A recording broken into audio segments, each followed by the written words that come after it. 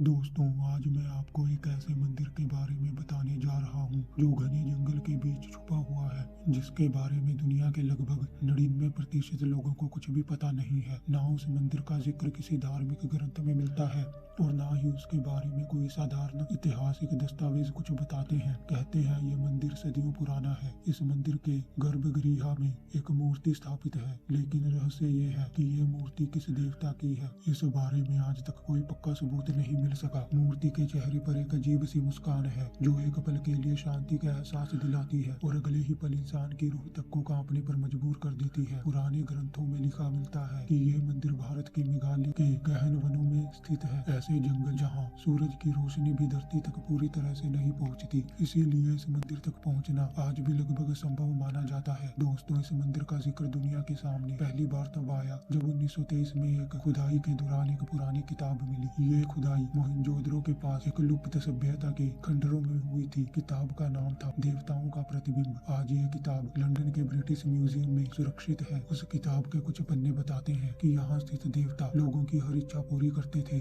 धन, शक्ति और अमर होने तक की इच्छा। लेकिन एक दिन उस सभ्यता से एक भूल हो गई। क्या भूल थी, ये हमेशा राज बना रहा, क्योंकि उसके बाद के पन्ने या तो फाड़ दिए गए या फिर जानबूझकर मिटा दिए गए थे। जब से ये बात दुनिया के सामने आई, अनेकों लोग उस मंदिर की तलाश में निकल पड़े। उनमें से एक व्यक्ति था आर्थर कॉलिंस। वो एक ब्रिटिश एक्सप्लोरर था जिसे रहस्यमयी जगहों की खोज करने का जुनून था। अपनी डायरी में उसने लिखा था, if that temple exists I will find it, and if those gods are real I will ask them for the truth of eternity. Arthur 1936 में मेघालय के वनों में गया। उसके साथ कुछ लोकल गाइड्स भी थे, लेकिन उस दिन के बाद ना तो कॉलिंस कभी वापस आया और ना ही उसके साथ गए लोगों का कोई पता चला। जंगल के अंदर से बस कुछ अजीब शब्द सुनाई देते थे, जैसे कोई मंत्र उच्चारण कर रहा हो। आज तक उस मंदिर का एग्जैक्ट लोकेशन किसी को नहीं पता। कुछ लोग कहते हैं जो भी उस जगह जाता है वो वापस नहीं लौटता, शायद क्योंकि उस देवता ने उसे अपना बना लिया होता है। और कुछ लोग कहते हैं शायद वो लोग अपनी सबसे बड़ी इच्छा पूरी कर चुके होते हैं और फिर इस दुनिया से खो जाते हैं।